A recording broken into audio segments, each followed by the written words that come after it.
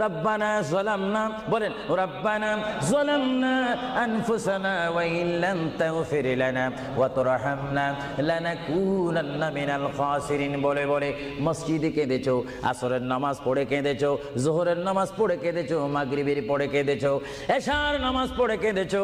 এ বান্দা, নামাজের মুসল্লা যখন বসে যাও, আমি আল্লাহকে তোমরা বারবার বল, আল্লাহ গো আমার গুনাহ মাফ করে দাও। তারপরও আমি তোমাদের এই গুনাহ মাফ করে নিই।